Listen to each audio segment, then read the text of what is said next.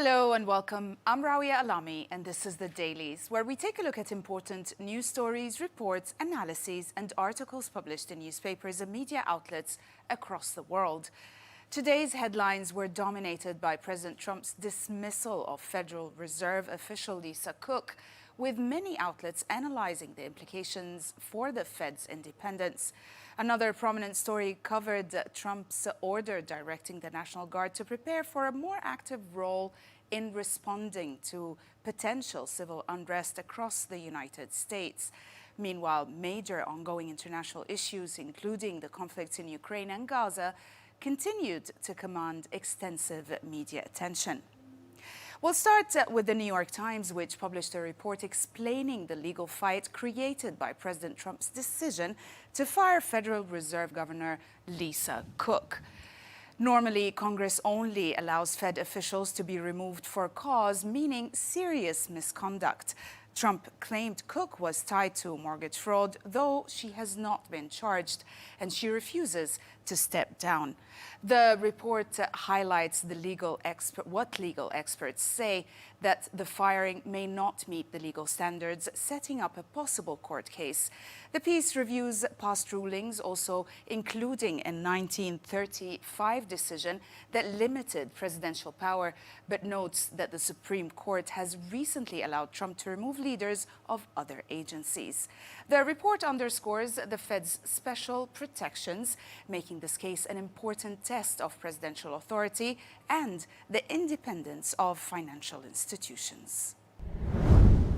The Guardian published an explainer analyzing President Trump's decision to fire Federal Reserve Governor, framing it as part of its ongoing effort to influence the central bank's interest rate policies.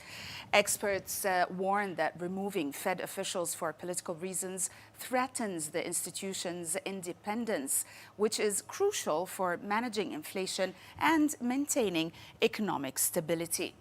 The piece highlights historical examples showing how political pressure on the Fed previously worsened inflation or required painful but necessary measures. The explainer quotes experts who argue that interfering with the Fed could disrupt financial markets, raise borrowing costs, and undermine public confidence in monetary policy.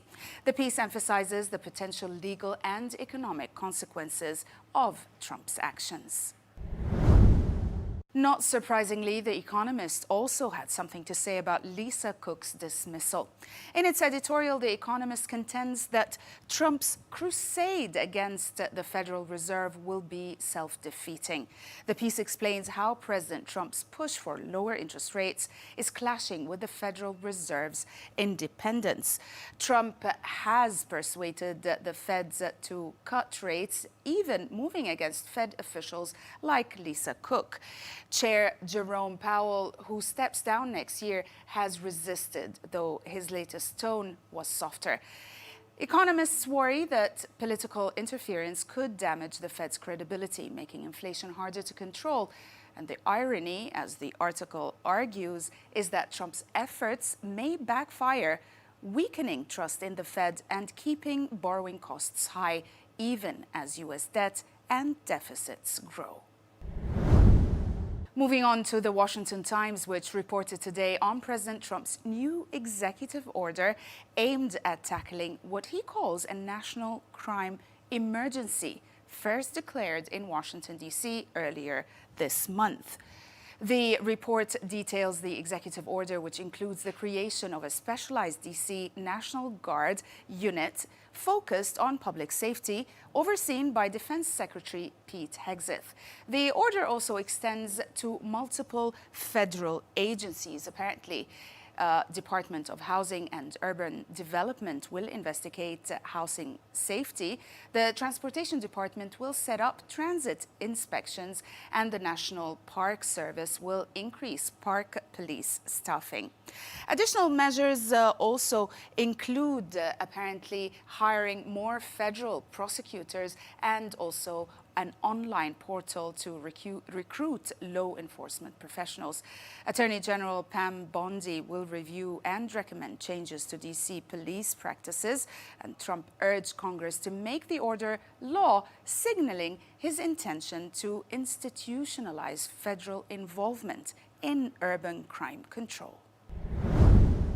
While many American newspapers criticize President Trump's federal intervention in Washington, D.C.'s policing under the National Emergency Act, John R. Lott Jr. wrote in the New York Post arguing that the president's actions had led to a remarkable outcome. He says 12 days straight without a single homicide.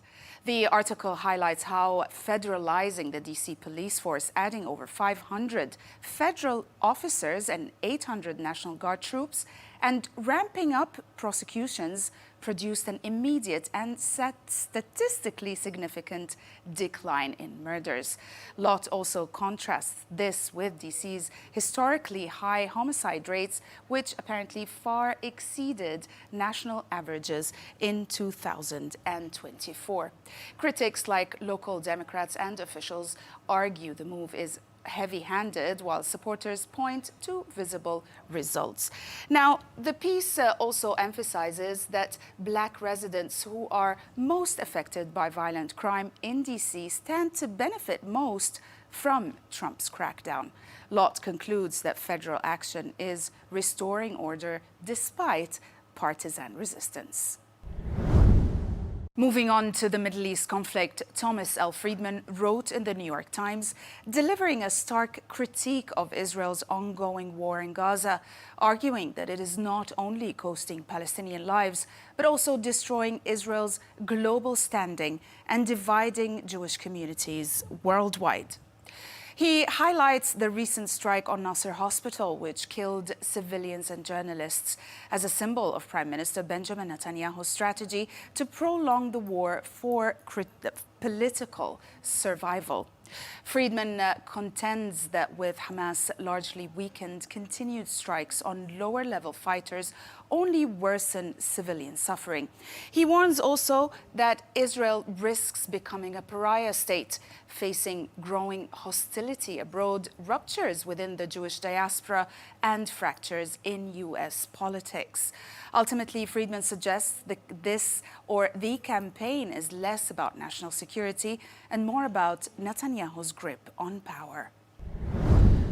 On a related subject, the Jerusalem Post examines in its analysis Israel's precarious position in international courts over its actions in Gaza. Despite a rare legal win at the ICC appeals chamber in April 2025, Israel's delays in reporting IDF investigations, controversies over humanitarian aid, and incidents involving killing journalists weakened its case. The ICC continues to pursue arrest warrants for Prime Minister Netanyahu and former Defense Minister Gallant, reflecting the delicate balance between politics and law.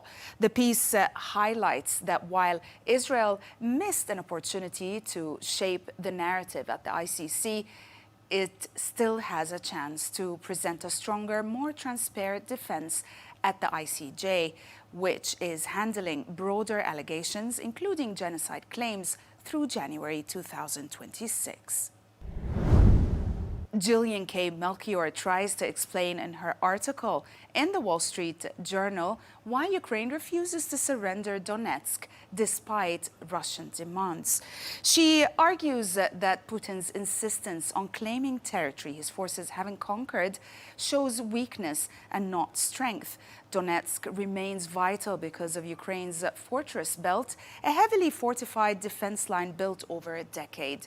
And history taught the Ukrainians that concessions only fuel further Russian aggression, as seen after the 1994 Budapest Memorandum and broken ceasefire promises. Also, polls show nearly 80% of Ukrainians reject territorial compromise, fearing it would invite genocide and more invasions. The article also highlights concerns about Western pressure for concessions, also doubts about Europe's military commitment and the strategic danger of losing Donetsk. Melchior concludes concludes that for Ukraine, holding Donetsk is about survival, not negotiation. And we'll end with the Financial Times, which published a special report exploring an unusual out-of-the-box idea to keep Putin out of Europe. The report explores Dutch biologist Hans Justen's vision of refilling Europe's peatlands to serve both ecological and also defensive purposes. Justen argues that re-wetted bogs can act as natural barriers against military invasions, citing historical examples from Prussia and Ukraine, while simultaneously reducing carbon emissions and supporting biodiversity.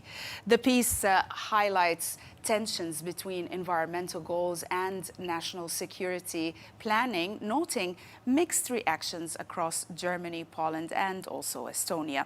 Justen advocates a balanced approach, leveraging wetlands to slow potential aggressors like Russia, mitigate climate change, and also provide economic and ecological benefits, while addressing local concerns over land use and livelihoods. That's it for today. Thanks for watching.